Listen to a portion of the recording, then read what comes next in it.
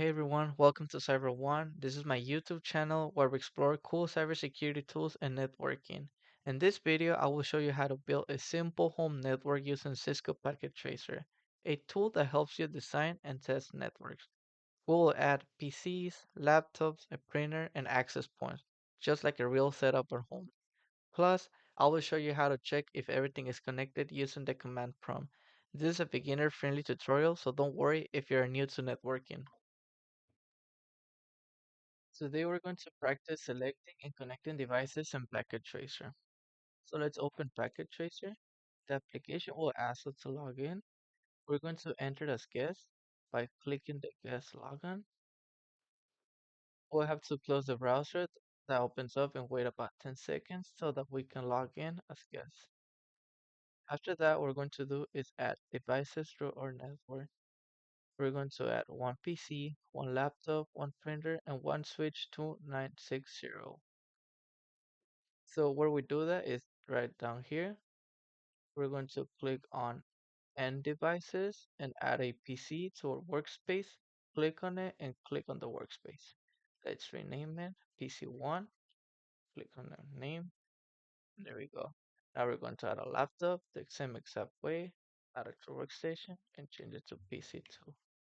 The next thing we want to add is one printer, and we see that we have them right over here.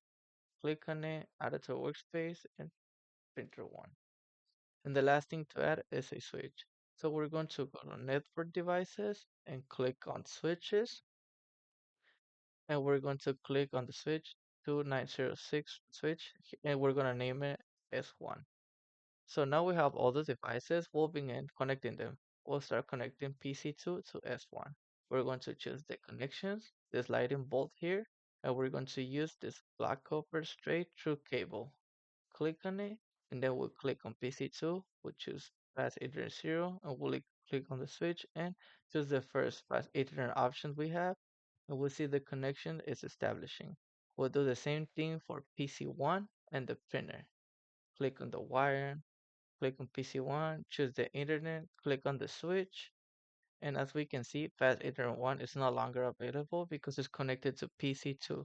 So we'll connect with Fast Ethernet 2. And the same thing with the printer. Flash Ethernet 0, and we click next Flash Ethernet. So all our devices are connected to the switch at this point. Let's add a background. We're going to draw a rectangle. We'll choose the rectangle from here. Let's choose a fill color and select sky blue. Click OK and select our network. Now we'll add a name to our network by placing a note. Click on the note and we can just add text here. Let's call it network 1. So this is our network. Now the next step, let's add wireless devices. So the ones we're going to add are one access point, one smartphone, and one laptop. So let's go to the devices, go to wireless devices here with the wireless symbol, and we can choose APPT. Here we go, and place it out here. The next thing that we're going to add is a smartphone, and then we'll add a laptop. Just like we did before, we'll add devices, choose a smart device, put it over here, and we will add a laptop, and we will put it over here. Let's change the laptop to PC3 so it works on network. Now, as we can see, the access point and the smartphone automatically connects wireless, but the PC does not. What we have to do is actually change the connections in the laptop. So we'll click on it. We're going to scroll down and we can see the side of the laptop. We're going to press this little button here and turn the laptop off. We're going to take out the connections on the laptop. We're going to drag it out this yellow area here. And we're going to add a wireless connection, which is the WPC 300N. And right, we'll turn the laptop back on. And now we'll go out of it. We should see that the laptop is connected directly to the network wirelessly. Okay, and now we see it's connected to the access point. So now let's configure PC1. Click on PC1, go to desktop, click on IP configurations, and add an IP address. We're going to add 192.168.1.1, and the subnet mask is added. Now we can close it. Let's go to PC2, desktop, and again, IP configuration 92.168.1, And it's very important to make sure that we add a 2 and not a 1, because as we know, an IP address can only be used once in a local area network or in any network in particular. And so if we put 1 here instead of 2, it would delete it and says the address is already used in the network.